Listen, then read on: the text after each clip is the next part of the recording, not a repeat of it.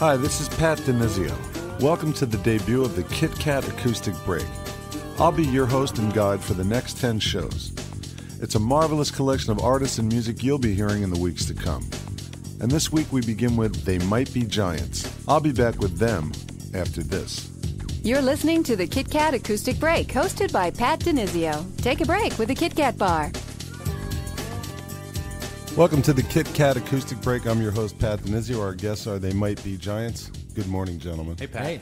Let's get straight down to business here. You guys are going to do a song now from your brand new Electra release called Factory Showroom.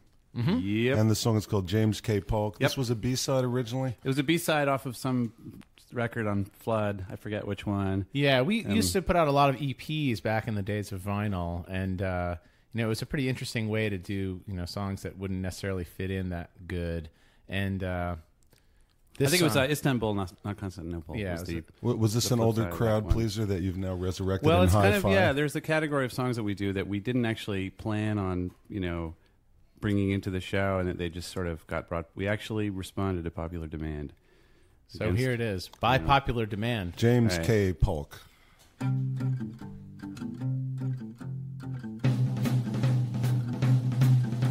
In 1844, the Democrats were split.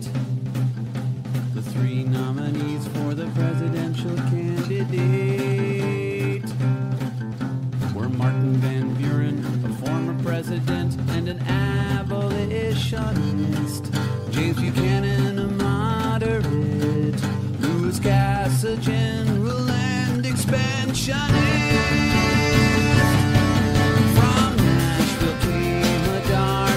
Riding up, he was James K. Polk, Napoleon of the stump. Austere, severe, he held few people dear. His oratory filled his foes with fear. The factions soon agreed he's just the man we need to bring about victory. Fulfill our manifest destiny and annex the land the Mexicans command. And when the votes were cast, the winner was Mr. James K. Polk, Napoleon of the stump. In 4 short years, he met his every goal. He seized the whole Southwest from Mexico, made sure the tariffs fell, and made the English sell the Oregon Territory. He built an independence treasury. Having done all this, he sought no second term. But precious few have mourned the passing of our 11th president, young Hickory, Napoleon of the stump. Right now we're doing the Beetle Bow for you folks at home. That was James K. Polk as performed by They Might Be Giants from their new Electra record Factory Showroom. Let's go right to another song from that disc. It's called How Can I Sing Like a Girl? Birds are calling to sing along, but my window's painted shut, and all that year of chorus taught me is out of style and long forgone. Can I sing like a girl and not be stigmatized by the rest of the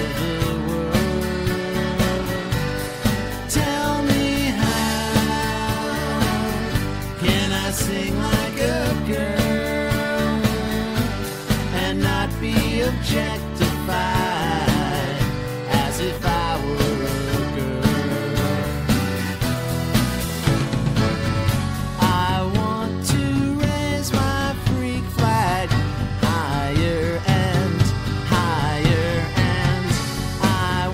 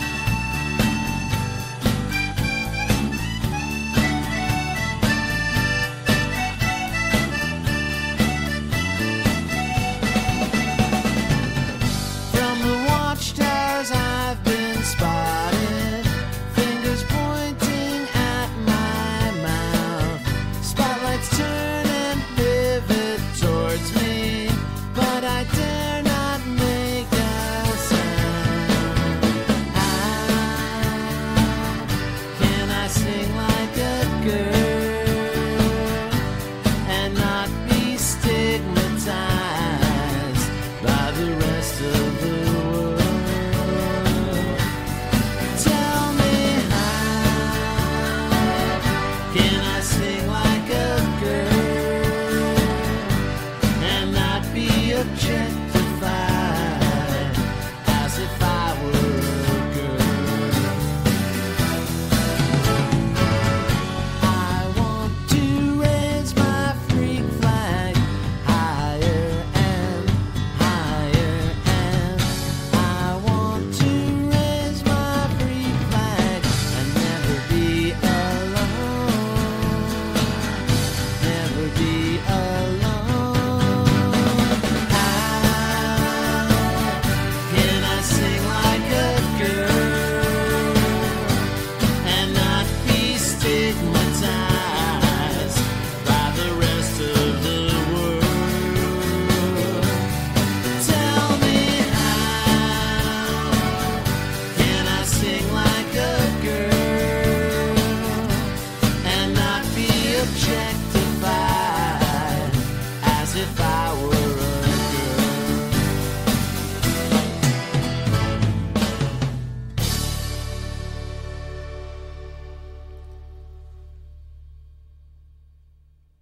You're listening to They Might Be Giants on the Kit Kat Acoustic Break.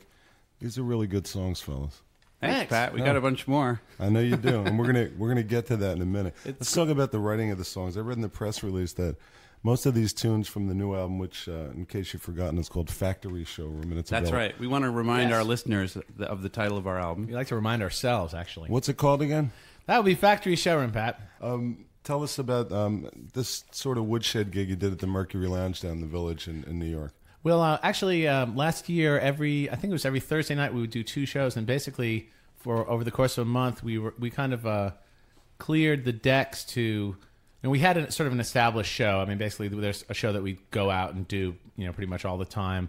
And part of the problem with that is that you kind of end up relying on that, all, without rehearsal or whatever. You just kind of like fly out and do the gig. And these Thursdays we did at the Mercury were pretty much reserved for learning new material, and we would like rehearse the day before. And any new song that we had would be like the first priority. And by the end of the month, we had about 14 new songs in the show that we could actually play, and we're ready to record. And it was an extremely efficient way to learn new material. I mean, there's something that really makes people kind of get their act together when they actually have to perform it in front of people, no matter how small the audience. I mean, it's funny because you would think when you're making a record, that's going to be your biggest audience. More people are going to hear that performance. You would think you would just be up all night learning the songs, but actually performing in front of a couple hundred people in New York City can be a lot scarier than that abstract. It seems very scary. Were they supportive? Oh, yeah. I mean, we have a pretty hardcore following here. The next song that we're going to hear is called Your Own Worst Enemy. I want to introduce the rest of the band. Graham Maybe on bass. Hello. And Brian Doherty on drums. Hello, Brian. Hey, Pat. And this Graham's is from Britain, as you know. Oh, we know Graham, all right. This is called Your Own Worst Enemy. It's your own worst enemy, ringing the bell on the door, and the person inside says nobody's home. So your own worst enemy peeks inside and sees you softly weeping as some music fills the room, and the song they play is that guy with the messed up face. Going precious and few are the moments that you and your own worst enemy share. Full bottle in front of me, time to roll up my sleeves and get to work. And after many glasses of work, I get paid in the brain. And the song they play is that guy with the messed up face. Going precious and few are the moments that you and your own worst enemy share. And the song they play is that guy with the messed up face. Going precious and few are the moments that you and your own worst enemy share. It's your own worst enemy.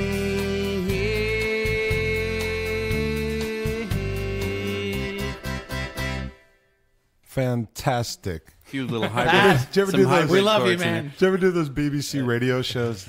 Live from the BBC. This is that might be giant. Fantastic. Brilliant. John Flansburgh, I remember back in the mid-'80s, these flyers began appearing all over the village. Said they might be giants. And then moments Dial a song. later, the Smithereens posters landed right on top of them. That's right. You are so right about that. I know you were walking around with that big glue box there. Tell us about this Dial a Song service, which still exists. Yeah, we started this thing. It's basically a way for people to hear our songs. You know, there was this kind of, I guess a lot of people are just so used to phone. I mean, my parents have a phone machine now, but there was a time when phone machines were this extremely novel thing, especially, and it sort of coincided when the time that I moved to New York and John moved back to New York in the early 80s. It was just kind of a fad. And the idea of phone machines just immediately made me think, well, that would be just a great way for people to be able to hear music. I mean, basically, there was, MTV was relatively new. That was the era of the phone machine, the Walkman, and the VCR. Those were the three revolutionary devices. It was this sort of consumer electronics, mania. And so I just thought, like, well, what an easy way for people to hear songs by unknown bands. I mean, who needs the radio? You can just call a phone machine. I agree that it was indeed a stroke of genius. And well, I wouldn't go that far. I just thought of it as a scheme, really. Is this song from that era? This is called "You're Older Than You've Ever Been." Is it No, that actually, far? this appropriately is a pretty recent song. Actually. No. This was written for this new record, "Factory Showroom" by They Might Be Giants. No, it's on Factory Showroom. Yeah, absolutely. No, I stand corrected. Older isn't. It is? Older isn't. Oh, I'm sorry. It's not on the record. It's so new, it's not even on the record. It's going to be on. We recorded it along with some other songs, which will be on the next record. That's right. That's how new this song Factory is. Showroom 2. And in fact, we Back to Hell. We here at the Kit Kat Acoustic Break are now privileged to get a sneak preview of That's right. a song that has not yet been recorded. This is called "You're Older Than You've Ever Been."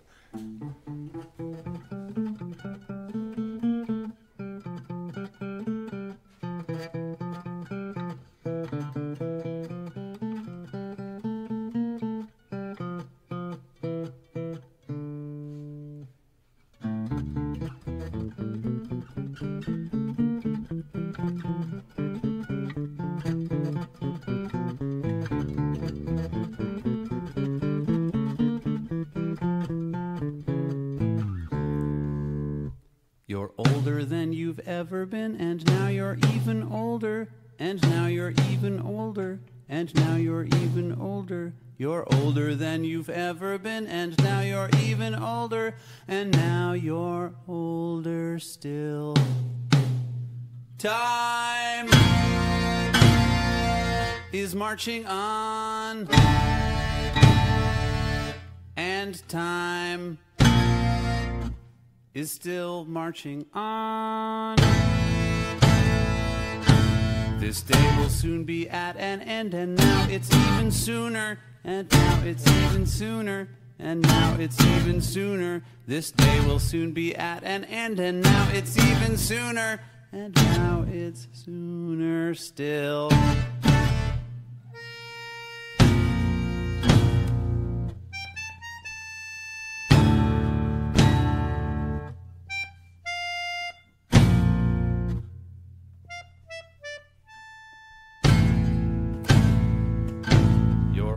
Than you've ever been, and now you're even older, and now you're even older, and now you're even older. You're older than you've ever been, and now you're even older, and now you're older still.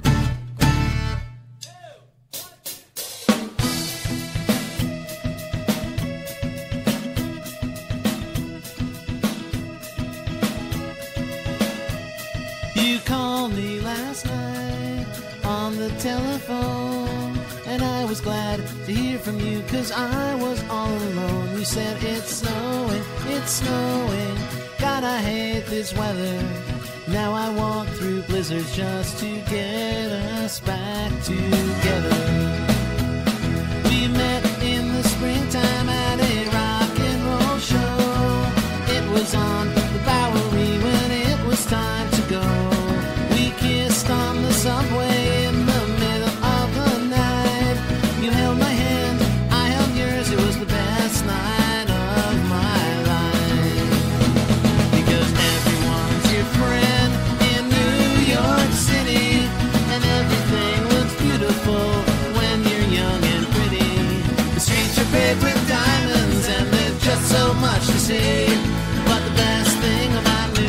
City is you and me. Statue of Liberty, Staten Island Ferry, Co-op City, Kansas and Tiffany's, Central Park, Brooklyn Bridge, the Empire State where Dylan lived, Coney Island and Times Square, Rockefeller Center, wish I was there. You wrote me a letter just the other day, said springtime is coming soon, so why don't you come to stay? I packed my stuff, it's on the bus, I can't believe it's true.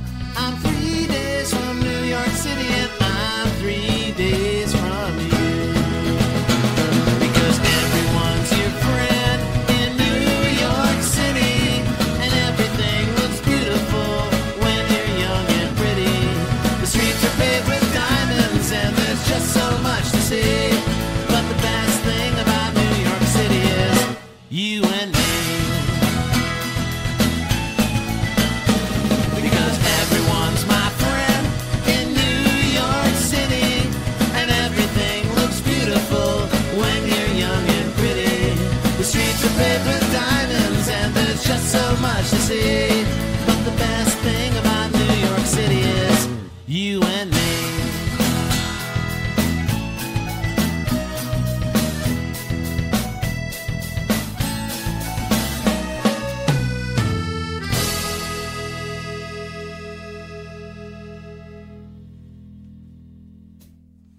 You're listening to They Might Be Giants on the Kit Kat Acoustic Break. I want to talk about something that's relevant to the new record, Factory Showroom. There's a track called I Can Hear You off the new album. And tell us about how this was recorded. Well, we were invited by the Edison Historic Site to come and do a part of a series of recordings they've done on Edison wax cylinders, which are, if the people don't know, the original type of recordings that were made back in the late 19th century on wax cylinders without the use of electricity. They were just... there's some word for it that sounds fancy, and I can't remember what it is. Something, kinetico, acoustico, something. Basically, the sound waves through the air were what drove the little needle that carved the groove into the wax, and there was no microphone or no loudspeaker. All that stuff was not yet invented. So they still have all the gear over there in West Orange, New Jersey, and they've been recording artists for a few years now, having them come in and do this stuff, and they thought of us kindly. That track sounds great. How did you get the balance on that with the tuba? Basically, you all just kind of stand in a row, and the loud things go in the back. Wow. It's pretty interesting. These cones that you sing into, some of them are how long was I think the the one longest for the one was band? like 12 feet long and about 2 feet wide. There were two cones. One was for the singer. One was for the rest of the band. And you pretty much you mixed by arranging the orchestra around the horns. I think you should do your whole next album this week. Well, we did a bunch of recordings there, and we were thinking we were going to put out an EP of them or do some kind of release of all the material. It's very, very different than high fidelity recordings. I mean, our producer Pat Dillett, like when he heard them, he was just like, "I don't know, fellas, this is very, very lo-fi, a lot of distortion." Right? There's a lot of Lo-fi is not the word. Right. It's like sort of it's like beyond fidelity, but it was fun to do. I like it. I like it a lot. Oh, thanks. What's the next song called? This is an older song for us. This is off our Lincoln album, and it's called Anna Ang.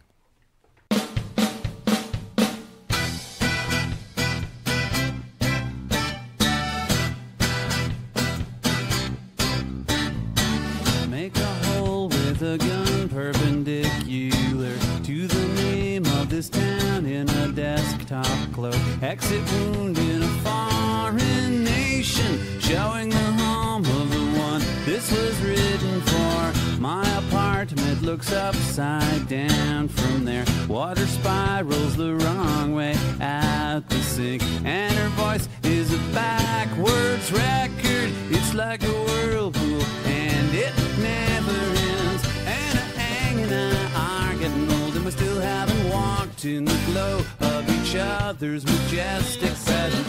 Listen, Anna, hear my words, to the ones you would think I would say if there was a me for you. All alone at the 64 World's Fair, 80 dolls yelling small girl after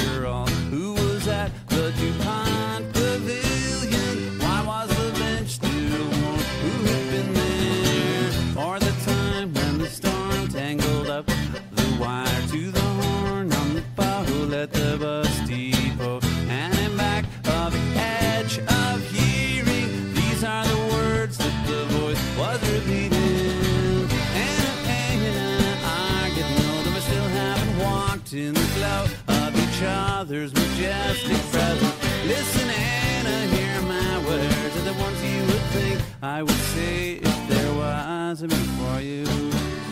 When I was driving once, I saw this painted on a bridge.